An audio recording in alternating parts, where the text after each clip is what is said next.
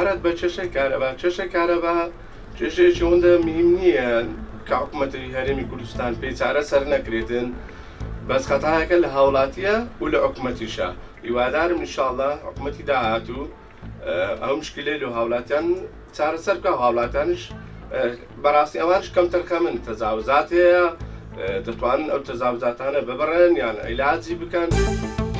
بەڕای من حکوومەتیش ئەوەی لەسەرەکە بتوانێت کارەبایەکی باش بۆ خەڵکە دابین بکا بە پێچوانەی وی کە دەبینین لە زۆر شوێنان دەڵێن بە ئامپێری کاربە نیشتمان دەڵێن، کەواتە تاکو ڕۆژێکی وان نەهاتووە، تاکو شتێکی بە ڕۆژێکی وان نەگەیوین کارەبایەکە بە هاوڵاتیان هەموو بە یەکەوە یارمەتی یەکتر بدەن بۆ ئەوەی کە بتوانن هەماهەنگ یەکبوون لەگەڵ حکوومەت.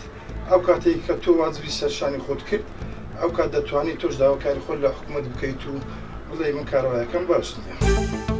خۆی ڕاستە ئەرکی حکوومەت لەسەرێتی کابین بۆ هاوڵەتی کاربای بۆ دابیکە هەموو شتێکی بۆ دابیکە، بەڵام لەسەر ئەوەشدا هاوڵاتی بەڕاستی لەسەرێتی دەست بە کارەبا بگرێ، بەڕاستی خەڵک زیادە ڕۆی زۆر ئەکرێت لە کارەبادا، بەڕاستی ئەوش ئەرکێکی نیشتوانی هاوڵاتیانیش دەبێت چاوێن لە کارێسیان بە وەضع کارەبا وشتەوە بێت، چونکە کارەبا مڵکی هەمووانە و پێویستە لە بۆی سەرماوەزی زستانە لە بۆ نەوت و سوتەمەنی کەمە، ئەبێت کارەباش بەڕاستی حکوومەتیش هەوڵ بدات کارەبا بۆ خەڵک چارەسەر بکات و ئەم کێشەیە لە کۆڵ خەڵک بێتەوە.